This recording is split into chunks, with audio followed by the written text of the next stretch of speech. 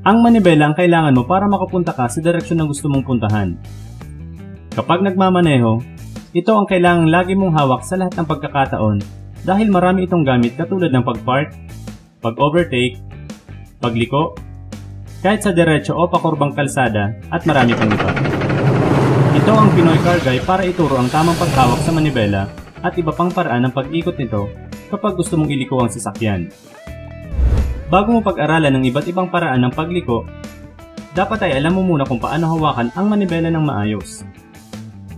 Matapos mong i-adjust ang mga upuan, isunod ang rear view at side view mirrors para makita ang likod at mga nasa gilid ng sasakyan. Huwag rin kalimutang i-adjust ang manibela sa tamang level nito sa'yo sa pamamagitan ng lever sa ilalim ng steering column. Magkakaibang sukat ng steering wheel at minsan pati ang hugis nito. Pero pare-pareho lang ang paraan ng tamang paghawak dito.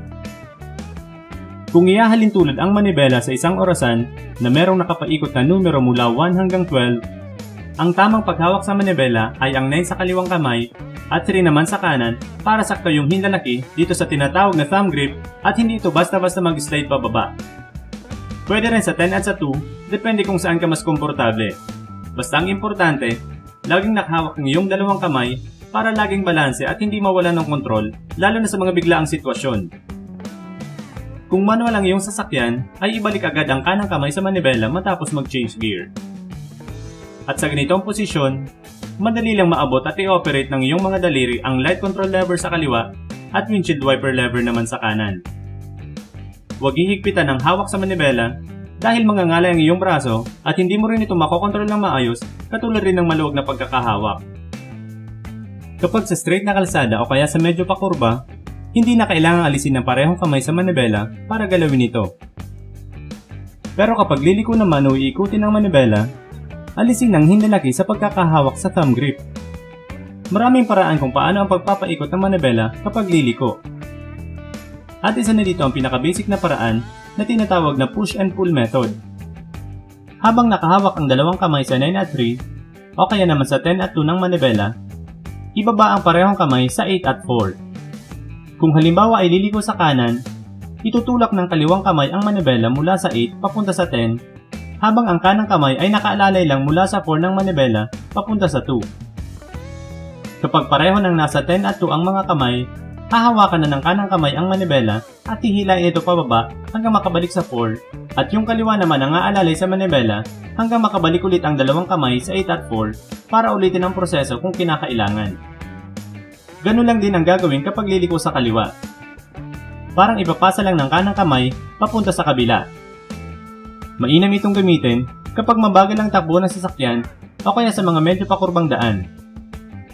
Ang sunod ay ang madalas na ginagamit ng karamihan na tinatawag na hand-over-hand method. Isa ito sa pinaka-epektibong paraan na ginagamit sa pagliko dahil mas kontrolado mo ito kahit sa mabilis na takbo at kahit sa mga sharp curves. At madali rin lang itong gawin. Kung halimbawa ay liliko uli sa kanan, ang kaliwang kamay ay magsisimulang itulak ang manibela mula 9 papunta sa 3 or 4. At habang iniikot ito, alisin naman ang kanang kamay sa manibela at ilipat ito sa 12 para ito naman ang ihila pa kanan, at kapag malapit na ito sa ibabang bahagi ng manibela, yung kaliwang kamay na uli yung hahawak sa itaas para ipagpatuloy kapag kinakailangan. Huwag na huwag bibitawan ang manibela kapag hindi pa ito nahahawakan ng kabilang kamay dahil mawawalan ito ng kontrol na maaaring magdulot ng aksidente. Ang isa pang paraan ay katulad rin ng hand-over-hand method, pero yung isang kamay ay sa loob ng manibela hahawak. Karamihan itong ginagamit sa mga lumang sasakyan na merong mga manual steering dahil mabigat ito kapag iniikot. Pero hindi na ito advisable na gamitin, lalo na sa mga bagong sasakyan ngayon dahil sa manibela nakalagay ang airbag para sa driver. Maaaring ma-injured ang iyong kamay at braso kapag bigla itong bumuka. Wala na ring rason para gamitin ang ganitong paraan dahil halos lahat ng sasakyan ngayon ay power steering na. Kaya na itong ikutin gamit lamang isang palad dahil sa sobrang gaan nito. At isa rin itong paraan ng pagliliko na tinatawag na palming the wheel method. Doble ingat lang kapag susubukan mo ito dahil baka hindi mo pa makontrol ng maayos o kaya ay biglang dumulas ang manibela. Pero importante rin kasi itong matutunan lalo na ng mga nagdidrive ng manual transmission cars dahil minsan hindi may iwasang mag-change gear habang lumiliko o kaya ay kapag nagpapaatras at kailangang tumingin sa likod. Madalas na kaliwang kamay lang ang ginagamit dito dahil ito lang ang palaging naiiwan sa manibela, di tulad ng sa kanan na ginagamit sa cambio, handbrake, pag-operate ng stereo, aircon, at iba pa. At para gawin ito, habang nakahawak ang kaliwang kamay sa 9 o sa 10, itulak ang manibela pa itaas o pa ibaba depende sa direksyon na gusto mong puntahan. Tapos ay ibuka ang iyong mga daliri at diinan ang manibela ng ibabang bahagi ng iyong palad habang iniikot ito. Hindi naman kailangang diinan ng malakas ang manibela. Ang importante, maikot ito at hindi dudulas mula sa palad kapag lumiliko.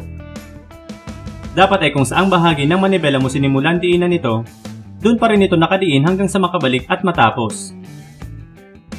Mas makakabuti rin kung susubukan mo muna ito nang hindi pa umaandar ang sasakyan para maramdaman mo muna kung paano gagawin ito. Ito ang mga basic na paraan kung paano iikutin ang manibela kapag liliko.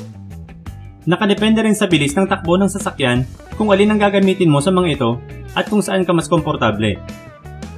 At kapag nasanay ka na sa mga basic na to, di mo mamamalayan na napagsasama-sama mo na ang mga ito depende sa sitwasyon. Kung meron kang tanong o gustong sabihin tungkol sa videong ito, i-comment mo lang ito sa baba. I-like at i-share nyo na rin ito kung sa tingin nyo ay pwede rin itong makatulong sa ibang kakilala nyo na nag-aaral pa lang o mag-aaral pa lang magmaneho. Huwag rin kalimutang mag-subscribe sa Pinoy Car Guy channel dahil marami pa akong mga inihandang videos na siguradong makakatulong sa iyo.